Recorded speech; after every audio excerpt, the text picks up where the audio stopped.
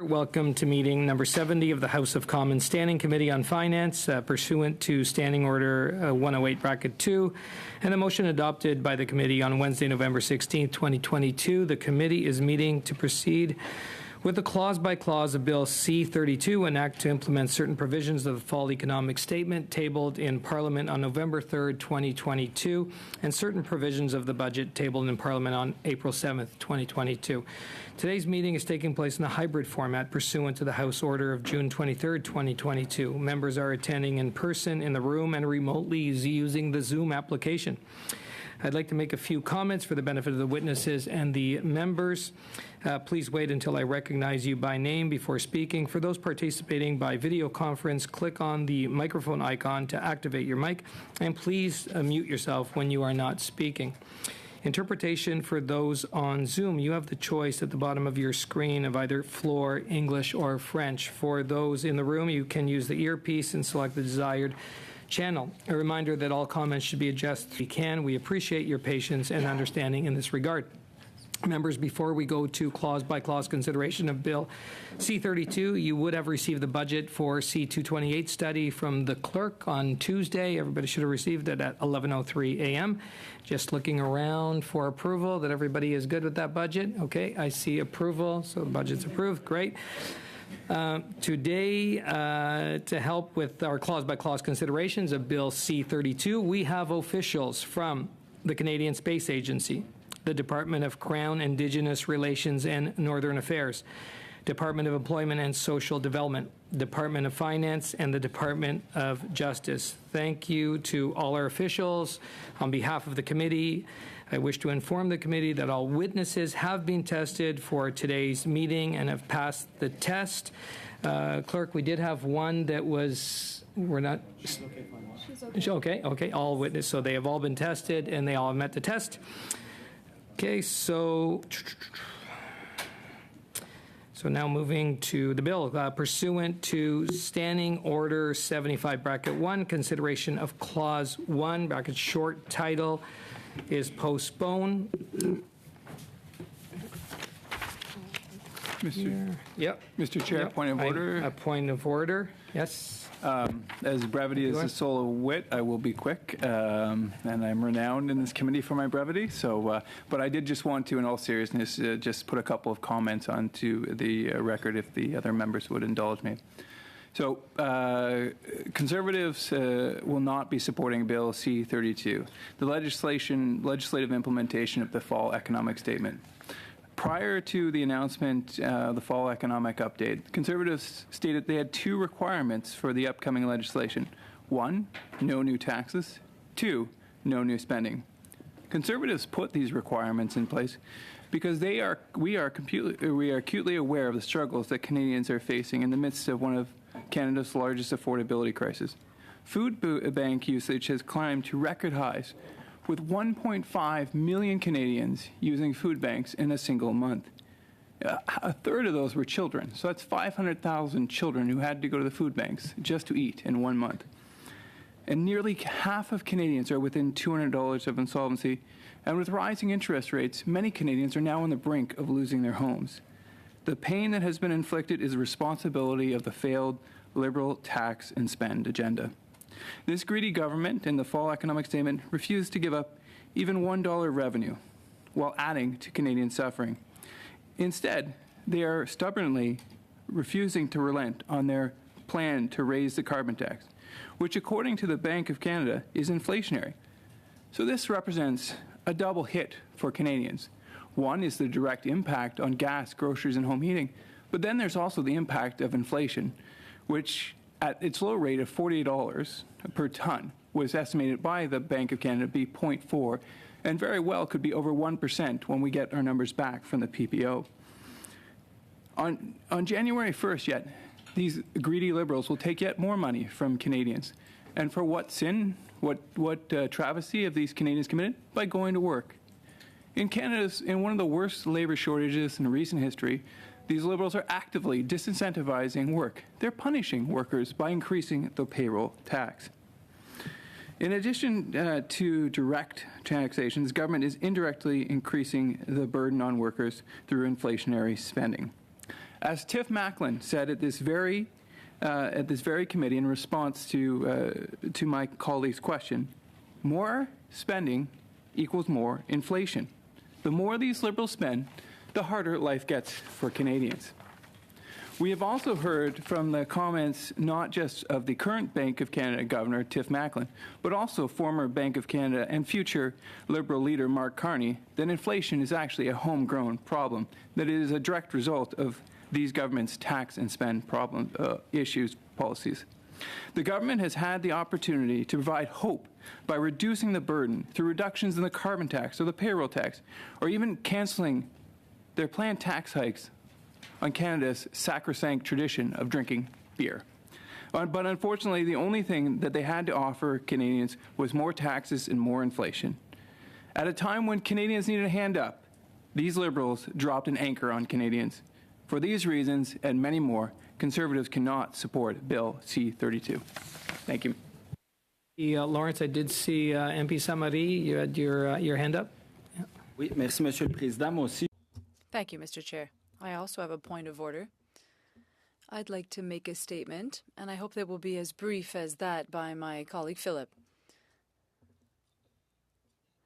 First thing, I had indicated to the committee that I still had a lot of questions for the civil servants from the different departments for different sections of the bill. During our last meeting, I had asked it through unanimous consent that the questions suggested by the analysts, I asked that if they could be responded to in writing by the different departments. There wasn't unanimity. Now, out of a spirit of working together, Mr. Terry Beach, the parliamentary secretary, suggested to me that I provide him with a list of questions, especially the ones that I really wanted to get answers for, in a very brief period. And the officials responded to me in a document. And I would ask the clerk to please pass it on to you so that you can also read the answers that are in both official languages. The quality of the responses is excellent. I would like to thank Terry Beach for his cooperation, all the work of the officials from the Department of Finances for their very complete answers. So I won't have technical questions during today's meeting since I got answers to my questions. I know it was a lot of work, and I'd like to thank the entire team from the department who worked on this. I thank them wholeheartedly. For us at the Bloc Québécois, the priorities of Quebecers when it comes to finance are not in C-32. However, faithful to tradition, what is in C-32, well, it's about what's in there and what's not in there. As for the measures in this omnibus bill, there is nothing that is problematic, and this is why at the Bloc, well, which I'm representing, we will support this bill in each of the sections, and we won't be submitting any amendments. However, before I end, I would like to remind colleagues on the committee that the Canadian Bar Association, sent us a letter through the chair, and it had to do with their concern that certain amendments proposed could compromise the lawyer's professional secret, solicitor privilege. I know there are rules in place, and I know the letter was acknowledged, and I've acknowledged it as well. This is not something that concerns me to the point of submitting an amendment. And I would like to remind committee members that when it comes to professional secrecy, in the past, the committee carried out a study on trusts. This had to do with tax avoidance and tax evasion. And KPMG was basing their decision on professional secrecy to not provide the names of their client to the government. However, I'd remind committee members that professional secrecy is not absolute. When the firm is trying to protect the client from committing a crime, for example, in the U.S., the IRS clearly indicated to KPMG that they had the same strategy. Either you provide the name or you are accused. The interpreter does not have the text being read. This ended up in court, so I would acknowledge what is being proposed in C-32. And of course, professional secrecy is a very important aspect of it. But the fight against tax evasion and tax avoidance are as well. Thank you very much, Mr. Chair. Thank you very much, Mr. Saint-Marie. Hand up. Just in the spirit of offering some reflections at the outset for our position in respect to the bill, I thought I would make my own contribution. Similarly to Monsieur Saint-Marie, I think some of the tax cracking down on tax avoidant measures in C-32 are certainly welcome. There's more work to do, but these are steps in the right direction. I would highlight in this bill as well the elimination of interest on student loans, something that New Democrats have long championed and are glad to see a government finally proceed with. And I think it is also reported. Like I think the headline item for this is actually something that New Democrats have been calling for some time, and that we made sure was part of our understanding with the government in the Supply and Confidence Agreement, which is the Canada Recovery Dividend. And that means that big banks and insurance companies that did very well during the pandemic, including because of the generous support of the federal government, are going to have to pay some of that money back. And that's important so that the things that we need to do in order to support Canadians through a very difficult time, that there be resources to do that. And so New Democrats really do think that the Canada Recovery Dividend is an important step alongside a permanent increase of 1.5% in the corporate tax rate for banks and insurance companies. So these are some of the reasons that we're supporting Bill C-32, and I thank you for the time to put that on the record. Yeah, thank you, MP Blakey. I'm just looking around the room. I don't see any other hands. Okay. Oh, yeah. Oh, sorry. MP Beach. Yep. Okay. There we go. Thank you, Mr. Chair, for recognizing my virtual hand. I looked around the room. Sorry, PS Beach, messed you there. Go ahead. I just wanted to thank all members for their input and for committee being able to find a path forward for this particular piece of legislation. Obviously, it's no surprise that the government's in favor of this legislation, and I will do my best to keep my comments the shortest. So thank you.